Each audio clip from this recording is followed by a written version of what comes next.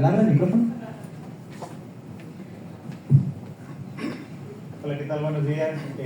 Antes que nada, agradecer al doctor Alfredo Islas Colín, al doctor Oscar Pérez Baxi, a la doctora Silvia María Morales Gómez, a la doctora Juana Sánchez Ramos y a la maestra Luz del Alba Pardo Cruz por el espacio que nos prestan para nosotros como estudiantes dar nuestro punto de vista, expandir nuestros conocimientos y hablar un poco de lo que nosotros estamos realizando como estudiantes y un poco de nuestro tema de investigación que pretendemos realizar durante este periodo de doctorado.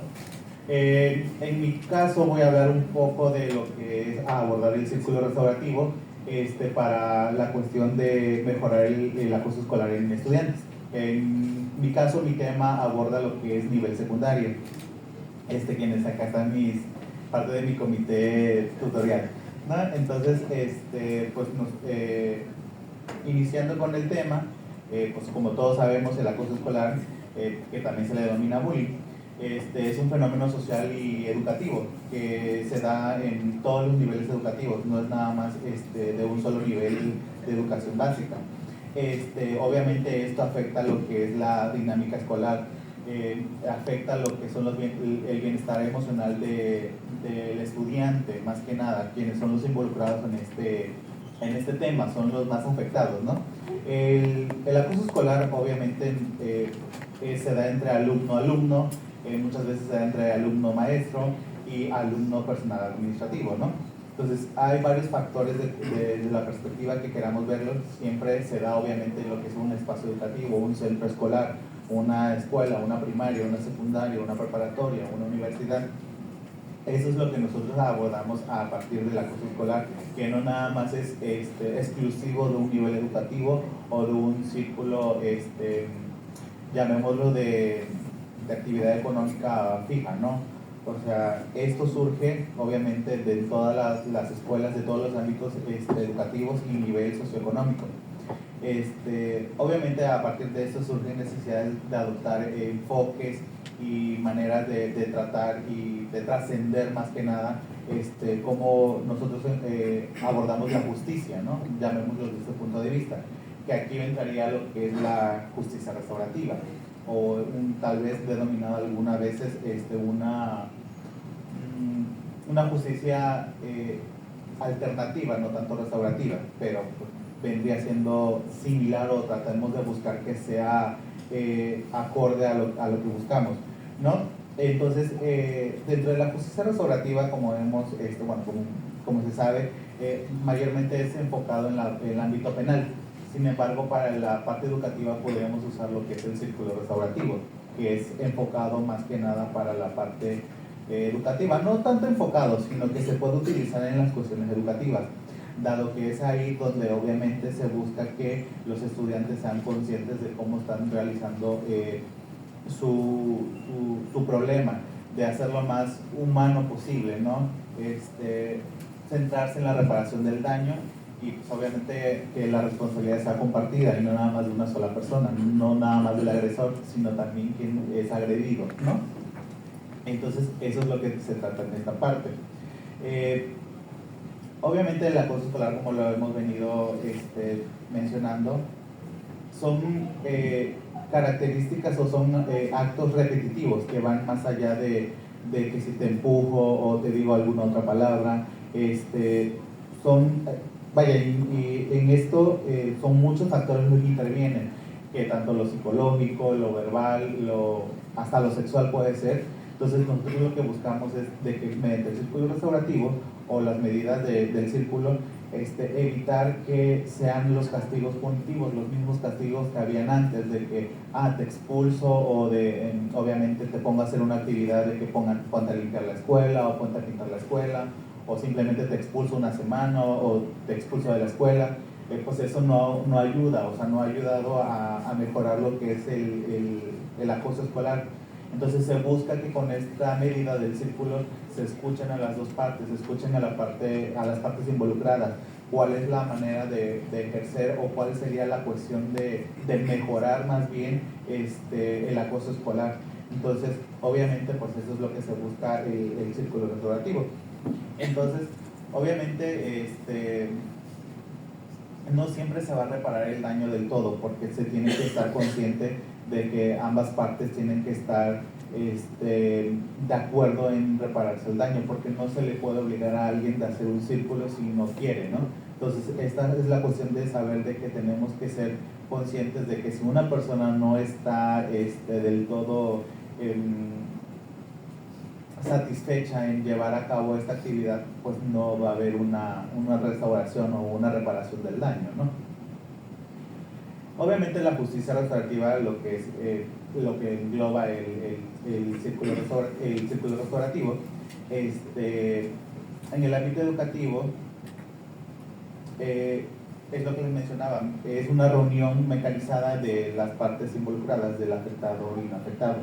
Y obviamente estas prácticas pues generan ciertas ventajas, ¿no? Lo que es el diálogo. Entre ellos es comprender los hechos desde todas las perspectivas, reconocer el daño causado, saber de que tú como agresor sí causaste un daño a una persona, que vuelva a lo mismo. A lo mejor y tú nunca le pegaste o nunca atentaste físicamente con la persona, pero sí verbal y psicológicamente pues le hiciste un daño, le estás causando un daño, que a lo largo pues eso te va a generar pues más daños y es una cadena de sin fin, ¿no? Obviamente también entre la justicia restaurativa, el aplicar el círculo hace que se expresen emociones sin necesidades. Muchas veces como estudiante venimos cargando problemas desde casa y que en casa probablemente no los sacamos, o en la comunidad en la que vivimos no las sacamos y sacamos todas nuestras emociones en la escuela, lo que hace que nosotros como persona que reprimimos ciertas emociones nos desquitemos con alguien más y no con la persona que realmente nos ha causado un daño, sino pues como bien dicen, buscamos quién no las pague, no quién no las hizo. Sin embargo, pues eso no debería de ser. Entonces el círculo busca eso, de que tratemos de, obviamente, expresar nuestras emociones, pero sin agraviar a alguien, ¿no? También se dice que establece acuerdos para reparar el daño y prevenir futuras situaciones similares. Lo que buscamos es eso, de que se repare un daño y de que tratemos de que ya no se vuelva a llevar a cabo ni con la misma persona ni con otra persona lo que es la agresión física, verbal o psicológica. Buscamos que el círculo nos ayude a nosotros a repararnos, a nosotros buscar la manera de que podamos mejorar como estudiantes o como administrativos o como docentes, evitar que cualquier palabra, contacto físico, lo que ustedes quieran llamarle, dañe a una persona. Nosotros buscamos que eso no se haga, que no sea posible, sino si de por sí ya vivimos en una sociedad violenta, lo más que queremos es que dentro de las escuelas exista la violencia. Entonces estamos tratando de llevar eso. Eso es lo que busca el círculo restaurativo, evitar la violencia, llegar a lo que pretendemos, que es una cultura de paz, ¿no? Entonces eso es lo que busca la cuestión del círculo restaurativo. Obviamente tiene sus ventajas lo que es realizar el círculo restaurativo, que es la responsabilidad sin exclusión, que el estudiante pues obviamente incurre en conductas de acoso que no sea del todo ajeno entre los estudiantes, ¿no? Obviamente es la reparación del daño emocional, ¿no? Que el alumno se sienta de que es tomado en cuenta después o que tiene un perdón después de que ha realizado algún delito, algún daño a la persona, ¿no? Vuelvo a lo mismo, lo golpeaste o a lo mejor y no lo golpeaste, pero le estás diciendo constantemente, atacando verbalmente o psicológicamente, al final eso es un daño.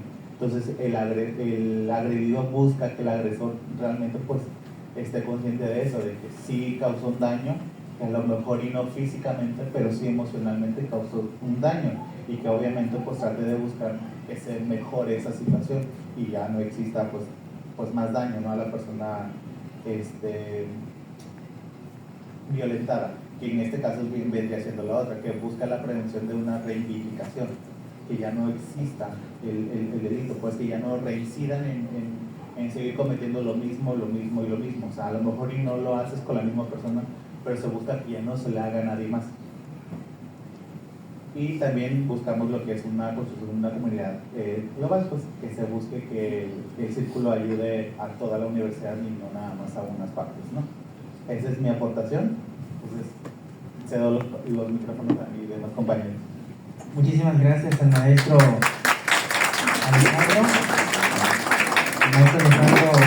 Alejandro Juárez Santos. por esta propuesta que nos acaba de mostrar, nos ha planteado en su ponencia. Les recuerdo a mis demás compañeros que tenemos un tiempo de 10 minutos para compartir nuestros temas. Voy a darle el espacio también a la maestra, a continuación a la maestra Paloma Ballina Moreno. Ella es licenciada en Derecho, maestra en Métodos de Solución de Conflictos y Derechos Humanos, y es también doctorante en el mismo programa de doctorado en Métodos de Solución de Conflictos y Derechos Humanos, y es miembro estatal del Sistema de Investigadores. Ella nos va a hacer una reflexión crítica sobre la gestión del agua como derecho humano y los conflictos derivados de su escasez. El tema que ella nos comparte es: entre derecho humano y escasez hídrica, los desafíos de la planeación nacional del agua en México. Vamos a darle la palabra a la maestra. Gracias. Buenos días a todo el amable auditorio que se encuentra con nosotros. Primero quiero externar que bueno que pudimos retomar las actividades de este conversatorio y también las del foro académico, ¿no?, que quedó por ahí pendiente por una situación extraordinaria a nosotros. Quiero agradecer la oportunidad que nos brinda desde la dirección el maestro Ulises Chávez Vélez, también la maestra Luz del Alba, por permitirnos tener estos espacios donde nosotros podemos realizar eventos que a nosotros nos sirven muchísimo en nuestra formación académica. Asimismo, a nuestros profesores, tanto, bueno, en mi caso, desde la licenciatura, la maestría y ahorita también en el doctorado, por impulsarnos a realizar este tipo de eventos. Con ellos, por supuesto, me refiero al doctor Alfredo Islas Colín, a la doctora Isla Cornelio Lasguero, a la doctora Silvia María Morales Gómez, al doctor Baxi, a la doctora Juanita y a otros profesores que igual nos han impulsado mucho realizar este tipo de eventos que, pues, como lo mencioné, nos sirve muchísimo para nuestra formación académica. Y bien, como lo dijo el compañero Carlos, el tema del cual hablaré brevemente versa sobre entre derechos humanos y escasez hídrica, los desafíos de la planeación nacional del agua. Y con este tema no quiero redundar en el tema que comúnmente se aborda relacionado con el derecho humano al agua, sino ir un poquito más allá y reflexionar un poco en torno a un tema que se encuentra relacionado con el tema del cumplimiento del derecho humano al agua. Y con ello me refiero al tema de la planeación nacional del agua. Y he elegido este tema porque, bueno, es un tema que trabajo me gustó desde que estaba en la licenciatura y también en maestría. Y bueno, ya en doctorado también trabajo un tema relacionado con el agua, aunque bueno, tiene otro sentido. Y el tema del agua, de acuerdo con datos de organismos internacionales y nacionales, pero para no explayarme mucho, hablaré de los datos duros a nivel nacional. De acuerdo con la Comisión Nacional del Agua, unas 10 millones de personas en nuestro país no cuentan con el servicio de agua y de saneamiento, una cifra casi, digamos, 4 o 5, casi 5 veces más de la población completa que tiene el estado de Tabasco. Si bien ese es un derecho que se reconoció en el año 2010 por la Asamblea General de las Naciones Unidas y también se encuentra establecido a partir del año 2012 en el artículo 4, párrafo 8 de nuestra Constitución Política de los Estados Unidos Mexicanos, señala que toda persona tiene derecho al acceso, a la disposición y al saneamiento del agua para uso personal y doméstico, de forma suficiente, salubre, aceptable y asequible. El Estado garantizará este derecho, así como establece la participación tanto de la Federación, los estados y los municipios para la consecución de este derecho. Y es allí donde entra el tema de la planeación nacional del agua. Pero bueno, sabemos que realmente la materialización de este derecho es realmente un tema tanto de asunto nacional, estatal y por supuesto también local. Quiero hacer una distinción en el tema de la escasez y el tema y el estrés hídrico.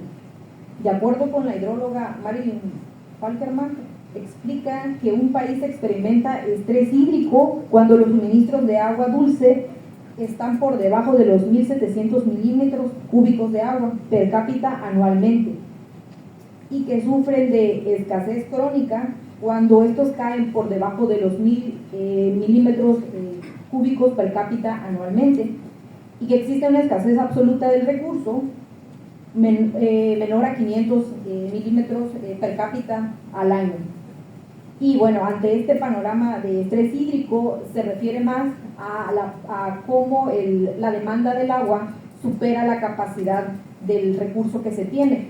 No sé si recordarán lo que pasó hace algunos años en la ciudad de Monterrey, cuando estuvo a punto de llegar a su día cero, es decir, que no tenían agua ese día, ¿no? A esto nos referimos con el tema del estrés hídrico. ¿Por qué? Porque se supera tanto la demanda del recurso que se acaba, ¿no? Que se agota o nos llegamos a encontrar en el panorama de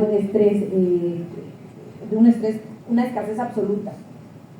Y bueno, y en el tema de escasez también se asocia a un aspecto físico cuando no hay suficiente agua. Es decir, es más como nos referimos un poco a la distribución del recurso. Por ejemplo, haciendo una breve ejemplificación a nivel nacional. A nivel nacional, de acuerdo con la Conagua, existen 446.777 millones de metros cúbicos de agua, pero de ese porcentaje, el 67% se encuentra en el sureste mexicano, y el resto del porcentaje, el 33%, se divide entre el centro y norte del país. Y bueno, y de ese porcentaje de la riqueza hídrica ya que se tiene en el sureste mexicano, es el 33% de todos los recursos hídricos superficiales del país los poseen dos estados, el estado de Chiapas y el estado de Tabasco. Sin embargo, pues aunque estos estados tienen muchísima agua, también el tema de la distribución del recurso bajo los estándares internacionales todavía falta mucho por hacer. Y pues esa afirmación es algo que cualquiera la puede hacer. ¿Por qué? Porque no todas las personas tienen el acceso al agua desde su casa, ni siquiera con todos los estándares que se encuentran establecidos en la normativa tanto internacional como también nacional. Si alguien abre algún grifo, alguna regadera y todo, podrá constatar eso, ¿no? Porque se tienen que instalar filtros en muchas de las viviendas para que se pueda tener un poco más de agua, un poco más clara, ¿no? Sin que ésta pueda ser consumible. Y bueno, teniendo, digamos, un poquito acerca de este panorama de escasez hídrica en México, también hay un punto que me gustaría tratar, que es el tema que, si bien es cierto, hay dos problemáticas que se asocian también a la distribución del agua y el acceso. Estoy hablando del cambio climático y del aumento de la población. Sí es cierto, juegan un papel determinante, desarrollan un papel determinante en la distribución del recurso y en la demanda del recurso. A través del incremento de la población se requieren mayores bienes y servicios, alimentos, producción de energía eléctrica, entre otros, ¿no? La demanda aumenta. Sin embargo, también hay un tema pendiente, que es el tema de la planeación, porque tenemos una crisis en la gestión de recursos hídricos, una crisis en la gestión de la planeación. Y esto no solamente lo digo yo, sino también lo dicen académicos de diversas instituciones del país. Por ejemplo, podemos citar a Luis Aboites Aguilar, a Denis Suárez, a Eric Kaufer, entre otros muchos que abordan este tema y explican un poco más a fondo el tema de la planeación del agua y la crisis que tenemos, ¿no? Por ejemplo, el tema de que todavía tenemos pendiente una ley general de aguas. Si bien es cierto, tenemos una ley de aguas nacionales, esta ley ya no está acorde con la ley, con los estándares actualmente relacionados con el derecho humano al agua, porque no tiene una perspectiva de derechos humanos, es un poco más tecnocrática, un poco más administrativa en la gestión del recurso, temas de concesiones y explotación el uso del recurso y la explotación, pero esta no tiene una perspectiva de derechos humanos. Y si bien en la ley, cuando se añadió el párrafo donde se reconoce el derecho humano al agua, quedó establecido en el decreto, en el transitorio, que se debería promulgar una ley de aguas nacionales, pues una ley general de aguas, hasta la fecha pues no se ha realizado, ¿no? Entonces por ahí tenemos un tema pendiente, y a esto me refiero con el tema de la planeación del agua. Dentro de los desafíos más urgentes que he podido identificar a lo largo, no sé, de este tiempo de realizando algunos estudios, podemos destacar la falta de la participación efectiva de comunidades y pueblos en la toma de decisiones relacionadas con proyectos hidráulicos, la ausencia de mecanismos de transparencia y rendición de cuentas en la asignación y fiscalización de concesiones, porque esto es algo muy cerrado en el tema de cómo se otorgan las concesiones, en la explotación del recurso. Y pues aquí me atrevo a decir, ¿no? Un uso prioritario es el tema agroindustrial. Mientras que a nosotros los ciudadanos se nos exige que tenemos que cuidar el agua y tenemos que todo el tema del medio ambiente y cuidarlo y protegerlo, y que muchas veces a nosotros como ciudadanos, si bien es cierto, tenemos que fomentar una cultura del cuidado también es cierto que estas restricciones se nos dan a nosotros como ciudadanos. Sin embargo, a las grandes empresas que contaminan y que explotan el recurso, lo siguen haciendo de manera deliberada. Y finalmente, el debilitamiento de las instituciones como la Comisión Nacional del Agua, que faltan algunas facultades, y por supuesto la ley que necesitamos. Y bueno, ya para ir concluyendo mi participación, algunas de las propuestas relacionadas con estas problemáticas que he identificado es la construcción participativa de una ley general de aguas con un enfoque de derechos humanos, la descentralización real de la gestión del recurso, es decir, la gestión del agua se encuentra concentrada completamente en la parte nacional, ¿no? Si bien lo establece el artículo que debe haber una participación entre el Estado, la Federación y los municipios, aún no se ha logrado descifrar quién tiene realmente la responsabilidad. Entonces de la Federación dicen que del Estado, y del Estado hacia los municipios, y así se pasa, ¿no? Y finalmente la planeación debe incorporar mecanismos reales de participación y vinculación con un enfoque territorial. Por ejemplo, podemos citar el convenio 169 de la OIT sobre pueblos indígenas y tribales sobre la consulta libre, previa e informada, que muchas veces a raíz de la construcción de diversos proyectos hidrológicos, megaproyectos, no son consultados y muchas veces son desplazados. Y bueno, ya para concluir una pequeña reflexión, el futuro del agua en México representa una necesidad real y urgente. Se requiere de una transformación profunda de la manera en que concebimos, gestionamos y distribuimos este recurso vital. Aunque el actual Plan Nacional Hídrico incorpora un enfoque basado en derechos humanos, enfrenta desafíos enormes, estructurales, institucionales, económicos y políticos. Derribar esos obstáculos implica replantear la manera en cómo se gestiona el agua.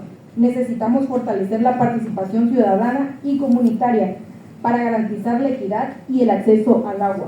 Se requiere priorizar por encima de todo la dignidad y los derechos humanos de las personas por encima del interés económico. Muchas gracias. Agradecemos la participación de la maestra y la reflexión que nos queda, ¿verdad? Que existen desafíos pendientes sobre este vital líquido, y es pues un compromiso de todos. Siguiendo el protocolo, vamos a dar paso también a la ponencia del maestro Otoniel de la Cruz Álvarez. Otoniel es licenciado en Mercadotecnia, maestro en Administración y Dirección Estratégica y doctorante en Métodos de Solución de Conflictos y Derechos Humanos. Él nos trae un tema que desde la mirada del papel del marketing social en la promoción de entornos escolares pacíficos y formativos, con el tema Construyendo Espacios Seguros, la importancia de una correcta promoción y concientización sobre la justicia alternativa en el contexto educativo. Adelante, maestro Otoniel. Gracias, maestro Carlos. Bueno, buenos días. Antes que nada, agradecer y felicitar a la Universidad Juárez Autónoma de Tabasco, especialmente a la División Académica de Ciencias Sociales y Humanidades por la apertura de estos espacios de diálogo y sobre todo de reflexión. No quisiera perder la oportunidad de felicitar y agradecer de igual manera no solo a la jefatura de posgrado encabezada por la maestra Luz del Alba Pardo, sino también a la coordinación de este posgrado integrado, encabezado y liderado por la doctora Silvia Morales, por permitirnos ser partícipes en este tipo de eventos y actividades. Por último, pero no menos importante, agradecer a la persona que de alguna u otra forma, como coloquialmente se dice, es la mente maestra detrás de estas actividades y proyectos, a la doctora Egla Cornelio Landero, porque sin su dedicación, su compromiso, su entrega y su gestión, estos eventos no se darían de la forma satisfactoriamente como se han dado en estos días. Muchísimas gracias, doctora Egla Cornelio, y a todo su equipo. Una vez dados los agradecimientos correspondientes y pertinentes, me tomaré el atrevimiento de traer a la mesa este tema para reflexionar unos momentos, unos minutos sobre ese tema muy interesante, el cual se ha titulado, nombrado, lleva por lema Construyendo Espacios Seguros, la importancia de una correcta promoción y concientización de la justicia alternativa en el contexto escolar o en el contexto educativo. Sin lugar a duda, los conflictos son el pan de cada día de muchas organizaciones e instituciones, incluyendo las instituciones de educación. En ella los conflictos prevalecen día con día en diferentes maneras, en diferentes manifestaciones, en diferentes países, y lamentablemente en México no es la excepción. Podemos ver casos o el incremento de diferentes conflictos de diferentes naturalezas, como conflictos leves, como podrían ser de comunicación, conflictos más severos como el acoso verbal, incluso más severos como el acoso físico, y ya no hablar del acoso sexual. Un dato interesante a manera de antecedente: el acoso se empieza a estudiar en México de manera formal en el año 2000-2001 y se da a través de unas encuestas realizadas por el IFE, en el cual los hallazgos son que el 99 o la mayoría de las personas o de los alumnos encuestados habrían sufrido de acoso en una u otra manifestación, y que el acoso verbal predominaba sobre el acoso físico. Por otra parte, Islas de Tal 2018 comenta que en México se presenta un rezago en materia de cultura de paz y resolución de conflictos por vías alternas en las instituciones de educación. Esto pues se sustenta o cobra más sentido cuando hacemos una pequeña comparación entre lo que han hecho otros países y lo que ha hecho México. Por ejemplo, hace 25 años en España ya se empezaba a aplicar la mediación escolar como posible estrategia, herramienta para poder combatir, prevenir, atender el acoso o diferentes conflictos, y es lo que se estaba llevando a cabo en ese país, España. Y si lo comparamos con México, pues obviamente hay un pequeño rezago, un pequeño o un grande desfase sobre lo que se ha aplicado en otros países. Esto nos habla de que, en resumen, existe el fenómeno de conflictos escolares, lo cual se puede traducir en espacios no seguros o espacios no completamente seguros. Entonces, en resumen, existe este conflicto, este problema. Bueno, otro punto interesante es que, como afortunadamente o para fortunio de México y otros países, se han ido trabajando con diferentes herramientas, técnicas y metodologías como la que se ha planteado en España y que también se ha llevado a cabo aquí en Tabasco.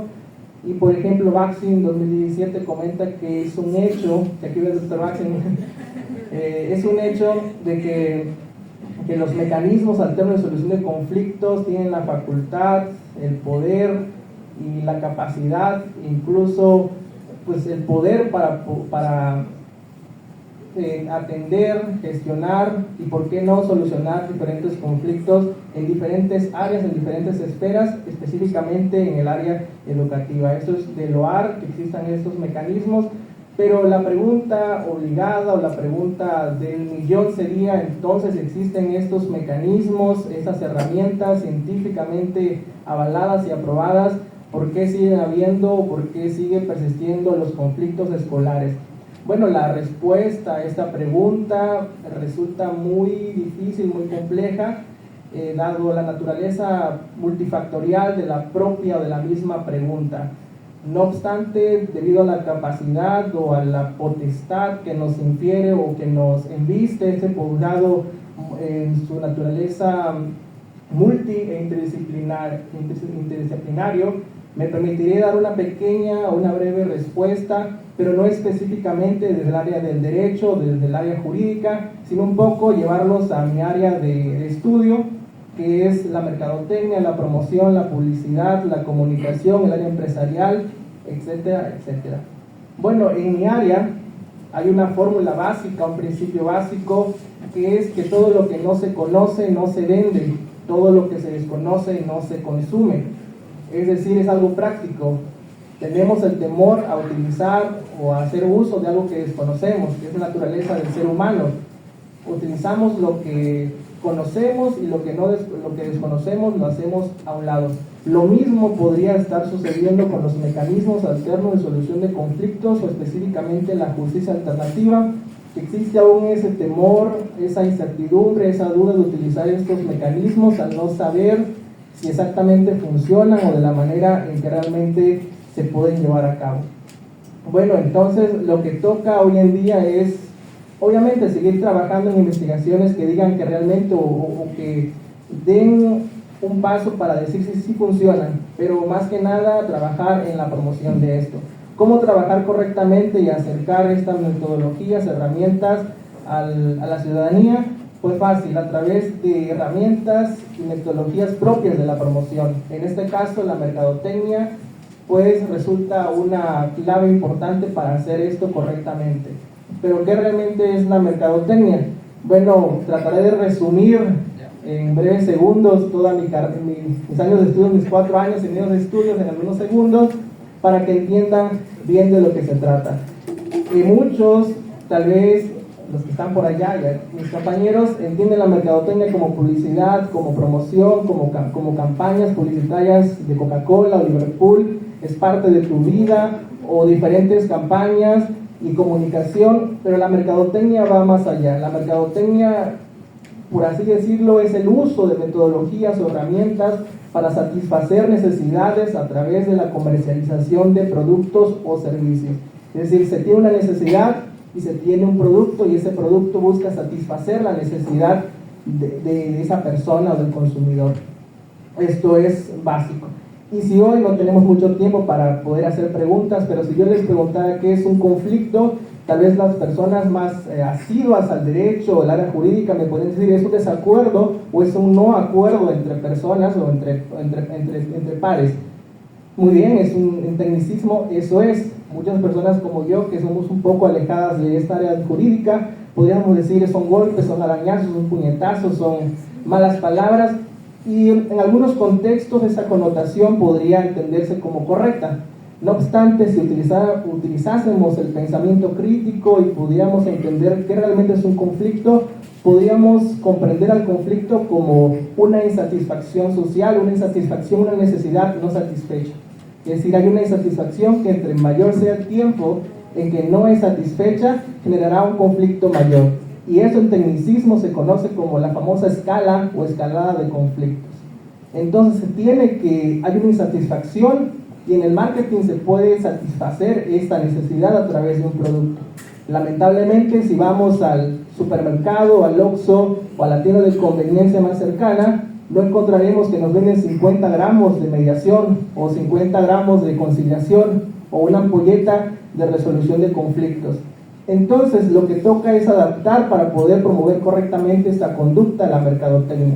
La mercadotecnia, por eso hay una ramificación que se llama mercadotecnia social, que conserva los mismos principios de la mercadotecnia convencional, pero a diferencia de que busca satisfacer una necesidad, busca dar un beneficio social, un beneficio no solo a un individuo, sino de manera social, a la sociedad completa, y el producto, en este caso, se convierte en una conducta, en un comportamiento, es decir, proveerle a la persona, a la sociedad, que hay una conducta positiva como el hecho de utilizar los mecanismos o la justicia, pero no de manera alternativa, sino de una manera automática, una manera primaria, que sea lo primero que se le venga a la mente al individuo, al docente, al alumno, al utilizar los mecanismos o al estar presente en un conflicto. Sin lugar a duda, se han hecho varios esfuerzos, acciones en Tabasco, aún falta un gran recorrido, y si me preguntasen o si me preguntaran a mí si es difícil hacer esto de promover correctamente, yo les diría que no es difícil. Mi respuesta sería es complicadísimo, es súper difícil. ¿Pero por qué? Por la naturaleza de la cultura del mexicano. Es decir, la cultura mexicana es primero golpeo y después averiguo. La mamá ve, esto es desde pequeños, la mamá ve peleándose a dos niños y escucha que uno empezó a llorar, va y los justicia a los dos por pareja y después pregunta qué pasó. Y luego, si ya consigue a quien hizo la falta, le recibe el segundo golpe. Si uno recibe dos y uno recibe uno.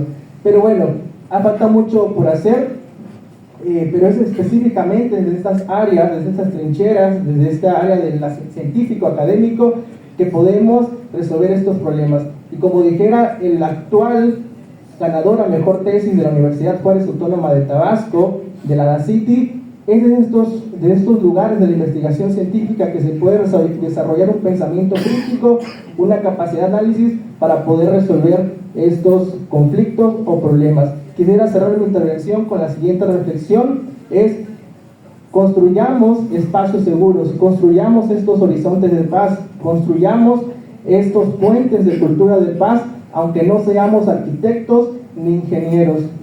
Difundamos, divulgamos y promovamos esas conductas, estos comportamientos positivos, esos mecanismos alternos de solución de conflictos a la ciudadanía, aunque no seamos mercadólogos ni comunicadores.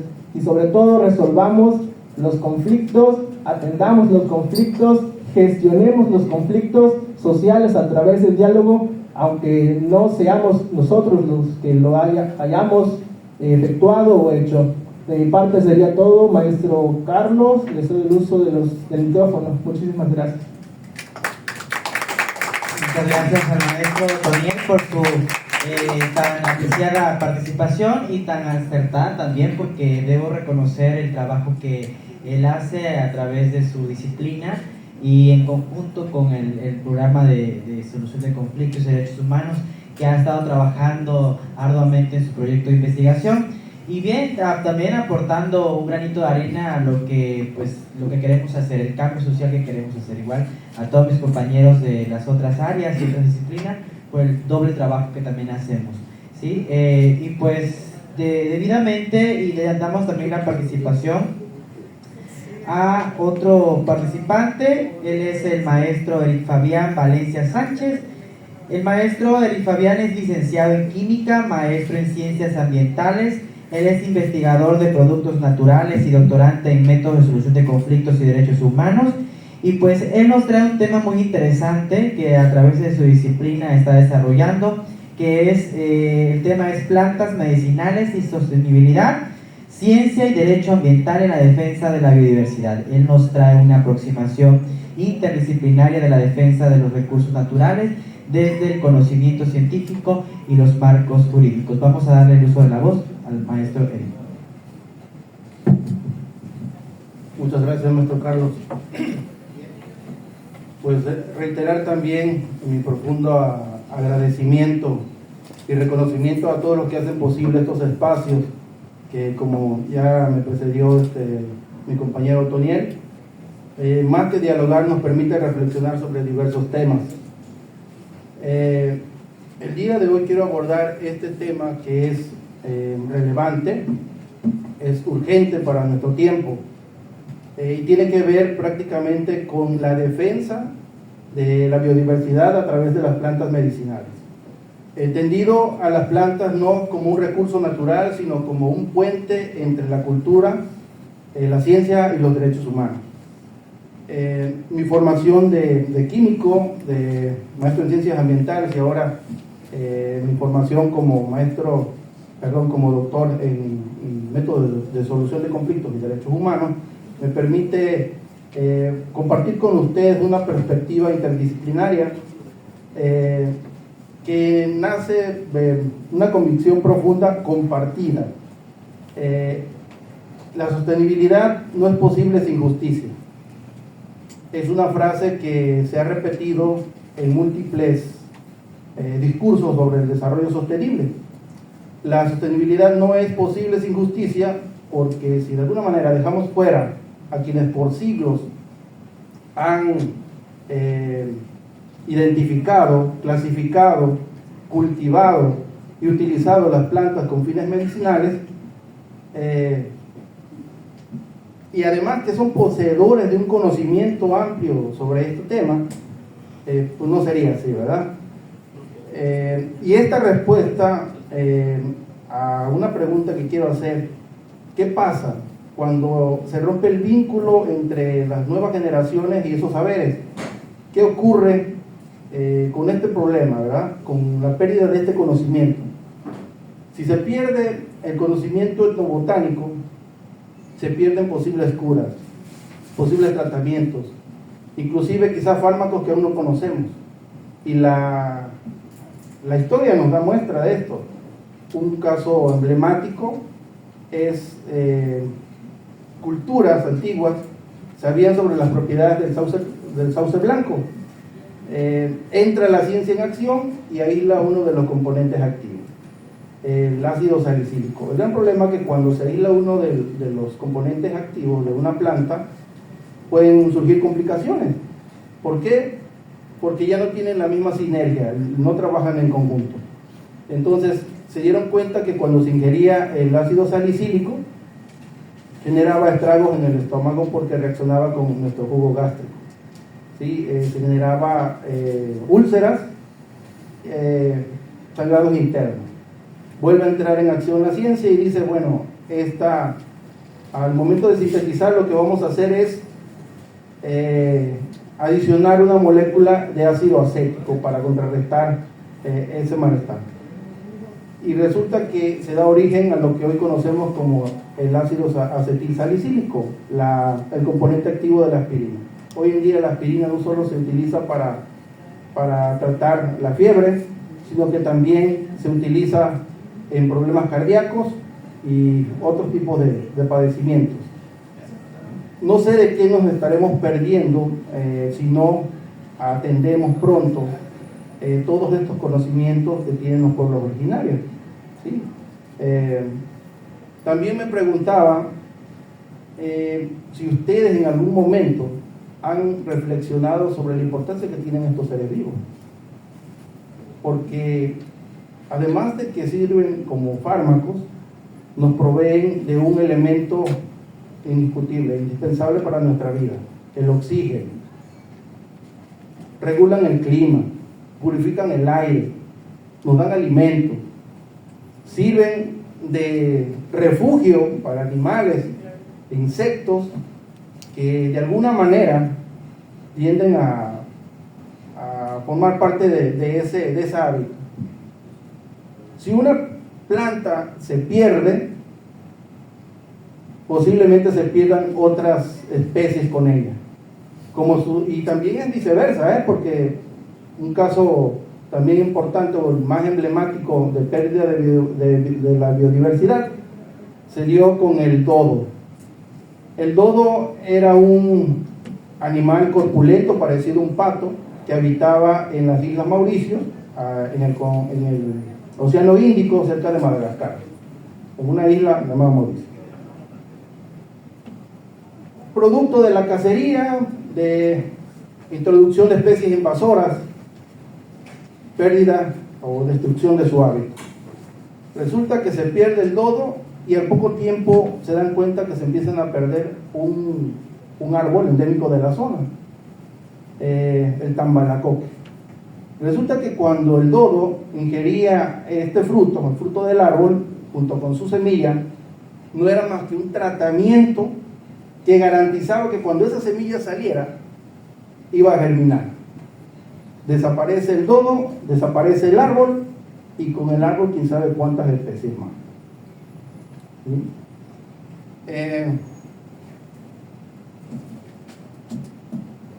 El derecho ambiental y los derechos humanos creo que son una herramienta indispensable para apoyarlos en esta parte. Se tiene que avanzar a regular esta parte normativa.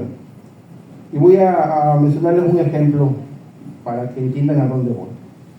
Pero también es importante señalar que actualmente se está perdiendo una serie de plantas que eran comunes en nuestros patios. Y esta cuestión no solamente es ambiental, sino que afecta derechos fundamentales. El derecho a la salud, el derecho a un medio ambiente sano, el derecho a la identidad cultural de los pueblos originarios y rurales. ¿Sí? Un ejemplo. en pleno siglo XXI se da la biopiratería. Ustedes me dirán, pero existen instituciones, hay leyes, ¿sí? Hay organismos nacionales e internacionales que defienden estos derechos y además a la biodiversidad. Existe la biopiratería en pleno siglo XXI. ¿Qué pasa? Resulta que en algunos pueblos no se tiene un registro oficial de las plantas que utilizan con los fines medicinales. Y en algún momento estas plantas pasan a ser ingredientes o directamente un fármaco sin beneficio ni el consentimiento de estas personas.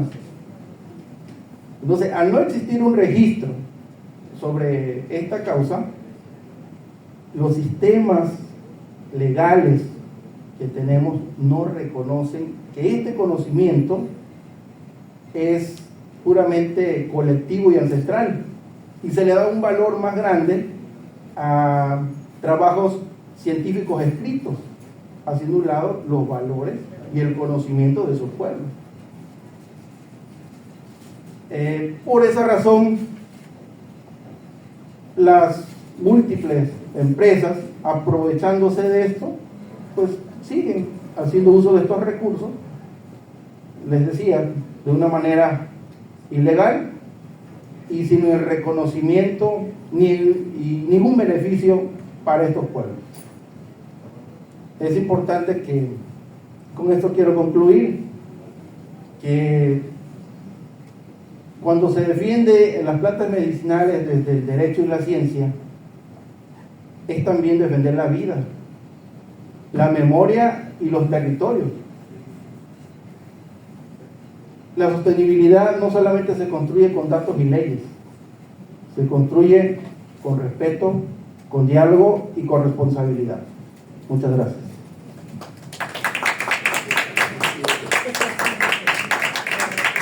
Así también agradecemos la participación de nuestro compañero, el maestro Eric Fabián, y recordando también la responsabilidad de todos y todas al cuidado del medio ambiente y al cuidado también de la salud de todos y todas. Vamos a seguir con este programa. A continuación presento a la maestra Ana Giselle López Hernández, quien es licenciada en Derecho, maestra y actualmente doctorante en Métodos de Solución de Conflictos y Derechos Humanos.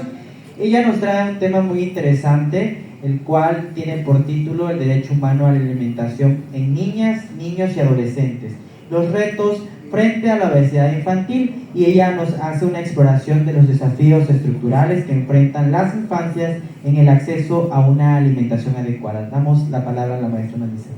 Muchas gracias, compañero, y bueno, pues buenos días a todos, bienvenidos sean y gracias por estar aquí. De manera especial pues a quienes han formado parte de nuestra participación o de nuestro crecimiento, la doctora Egla, el doctor Islas, la doctora Silvia, la doctora Juanita, el doctor Baxin, quienes han sido, y la maestra Pardo también por esta oportunidad, quienes han impulsado el crecimiento de cada uno de los que estamos aquí. Y bueno, sin más preámbulo, quiero compartir con ustedes el tema del derecho humano a la alimentación adecuada en niñas, niños y adolescentes en México. Esto, si bien no es una parte de la investigación que yo estoy trabajando en mi tesis de doctorado. Y bueno, de acuerdo con la observación general número 12, emitida por el Comité de los Derechos Económicos, Sociales y Culturales, el derecho humano a la alimentación adecuada no solamente es el tener acceso a alimentos, sino que estos deben de ser nutritivos, suficientes y de calidad, es decir, para que estos garanticen el desarrollo pleno, tanto físico y mental de las personas. Entonces, el derecho humano a la alimentación tiene diversas aristas, sin embargo, quiero dejar en claro que el enfoque al que el que estoy abordando es exclusivamente la alimentación adecuada, no es seguridad alimentaria, no es soberanía alimentaria y todas esas aristas que implican o que forman este derecho humano a la alimentación. Y bueno, voy a iniciar mi tema con lo que es el reconocimiento que hay normativo de este derecho. A nivel internacional se reconoció por primera vez en la Declaración Universal de los Derechos Humanos, en el artículo 25, y como tal, este instrumento no tenía un carácter vinculante, pero sí fue herramienta fundamental para que se reconociera que existía este derecho.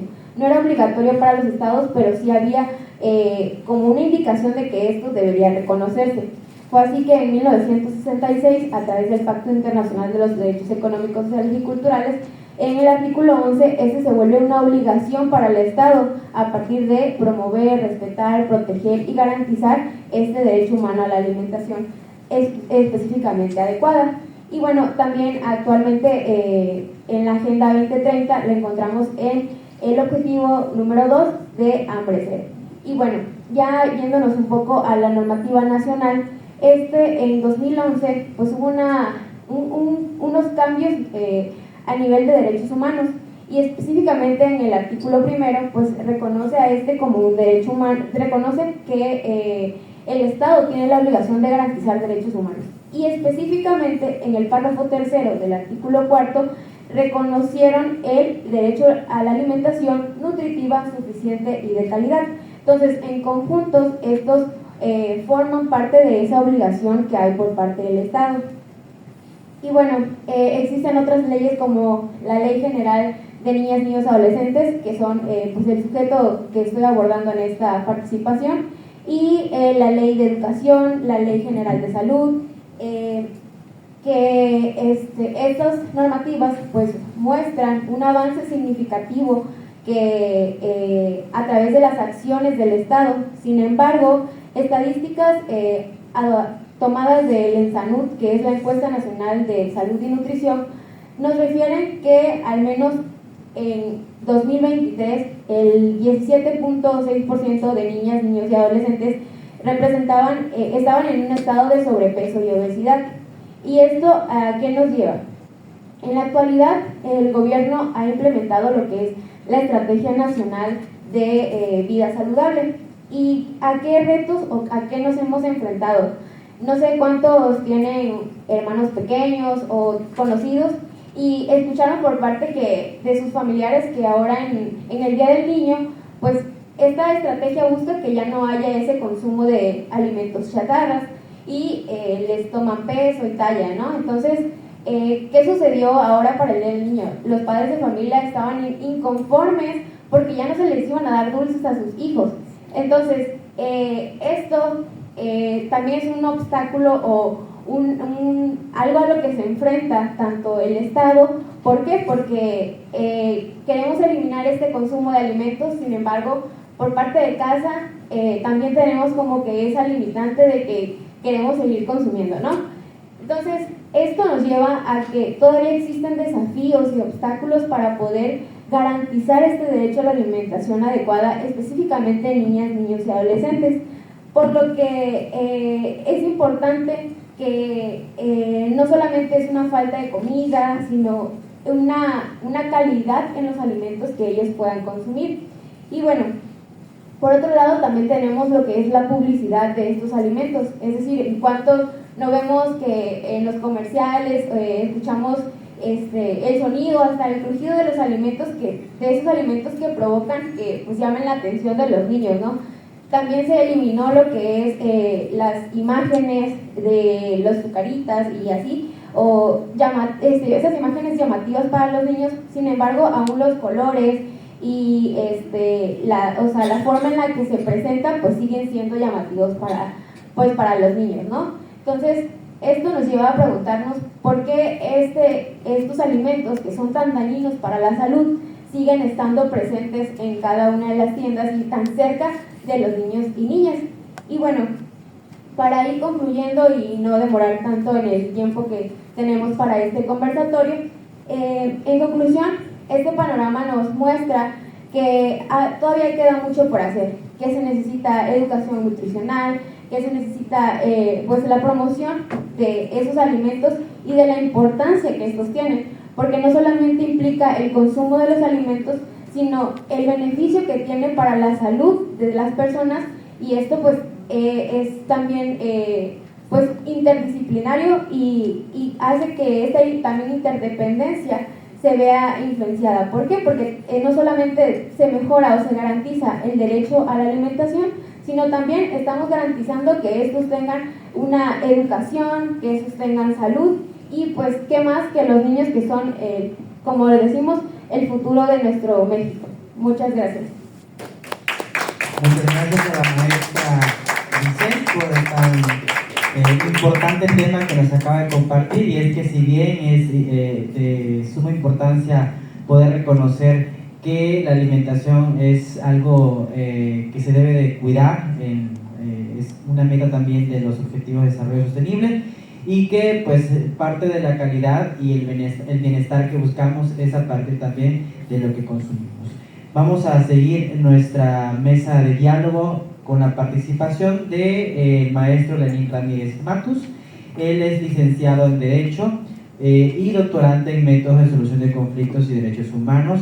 Él nos trae aquí a la mesa un tema interesante, que es el acceso a la justicia en la reforma judicial. Él nos va a hacer todo un análisis sobre la necesidad de garantizar justicia accesible y eficaz en el marco de los recientes cambios constitucionales. Maestro, damos la palabra.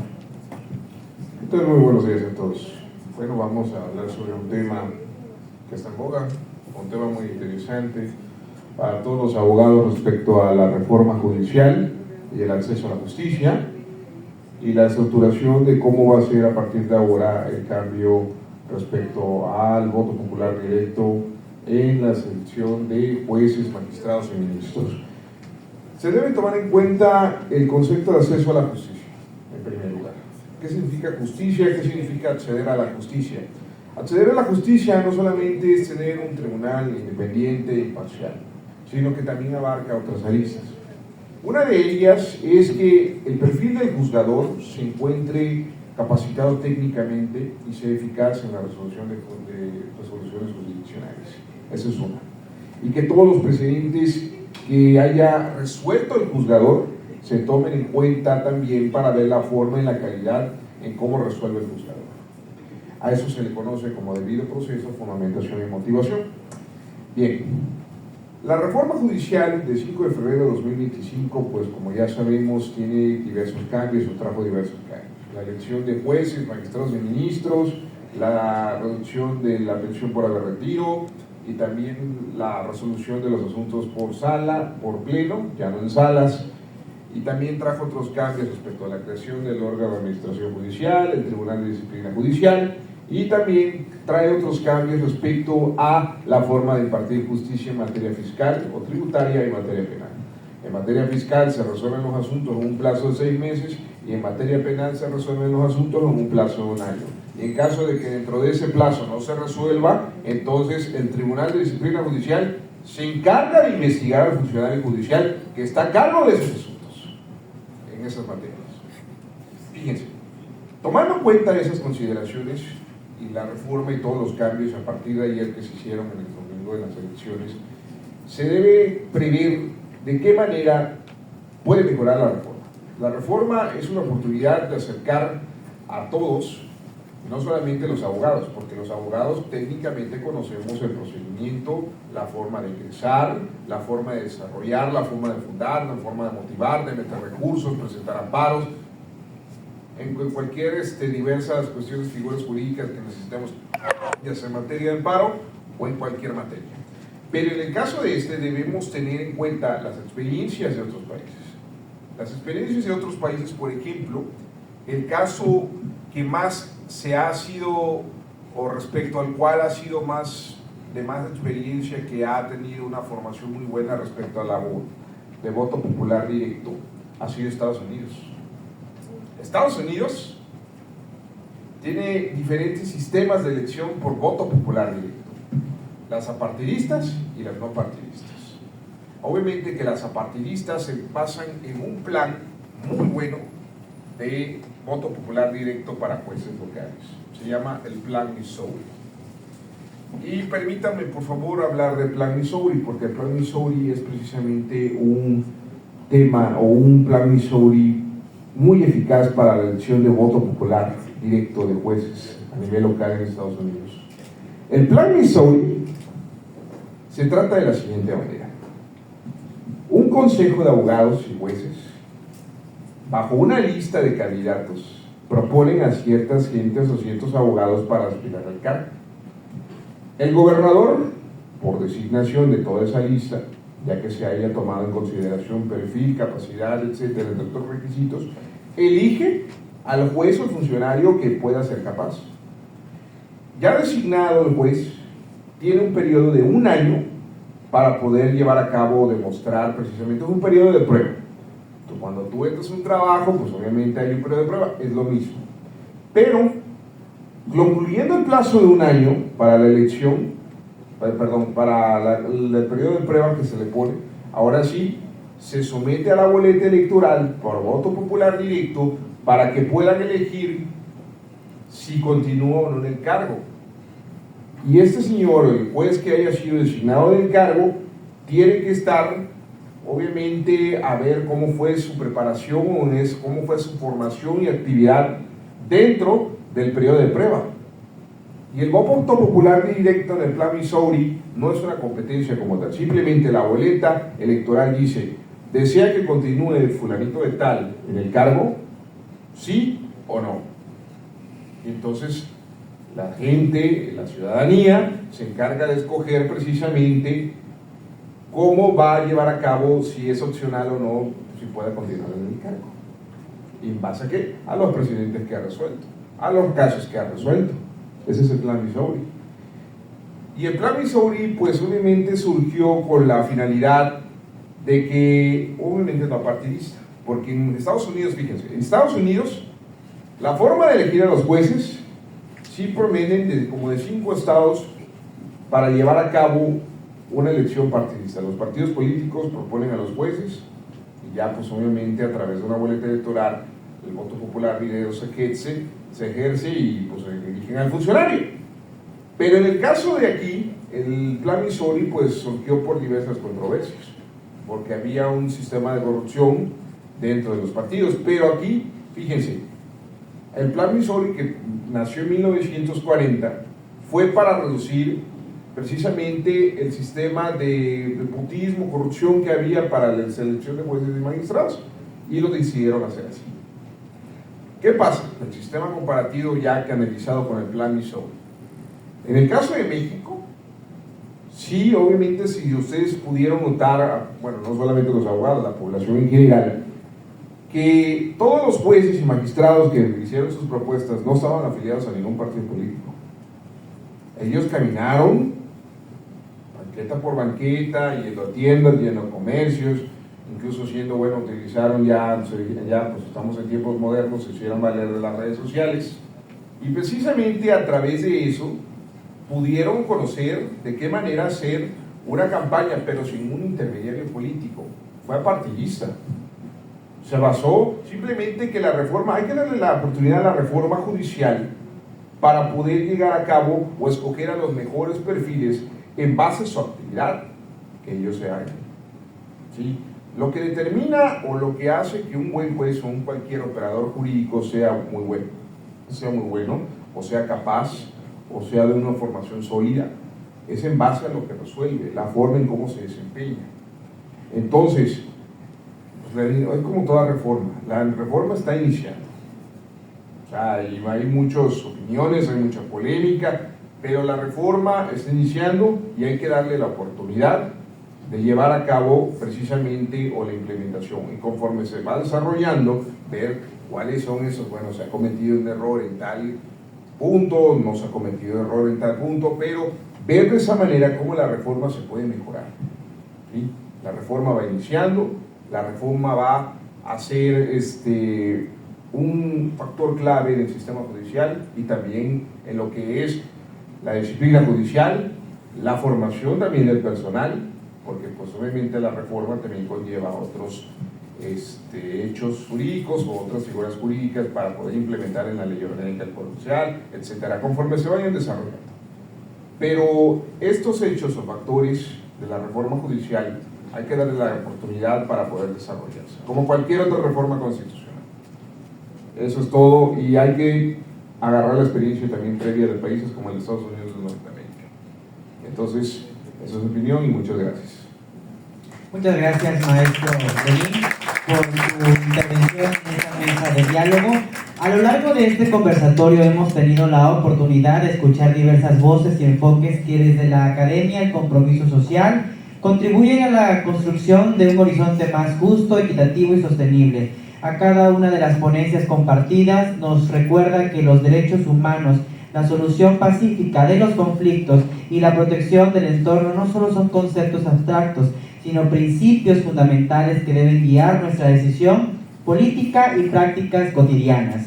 Este espacio de diálogo no solo nos ha permitido reflexionar sobre las problemáticas urgentes como la justicia educativa, la salud infantil, la crisis hídrica o la sostenibilidad ambiental, sino que también ha puesto sobre la mesa soluciones posibles desde una perspectiva ética y humana. Agradezco a todos mis compañeros, a todos los que hicieron posible este evento, no sin antes también agradecer a la doctora Agla Cornelio Landero, al doctor Islas, a la doctora Silvia, al doctor Baxi, que nos han acompañado y nos han dado esta oportunidad también, a la doctora Juanita y a la doctora Luz, por este espacio que nos ha permitido hablar de derechos humanos desde distintas miradas multidisciplinarias. Agradecemos profundamente a cada uno y pues la presencia de todos los asistentes también, que este conversatorio no solo sea el inicio de nuevos encuentros, colaboraciones e iniciativas en favor de una sociedad donde la equidad, la paz y la justicia no solo sean aspiraciones, sino realidades concretas. No, esto no se queda hasta aquí, seguimos con otras actividades que van a tener ahorita los de estudiantes de maestría, y recordamos que pues por allá hay un poco de café, aguas, para que pues posteriormente sigamos con estos eventos, ¿sí? Entonces, muchas gracias a todos y a cada uno.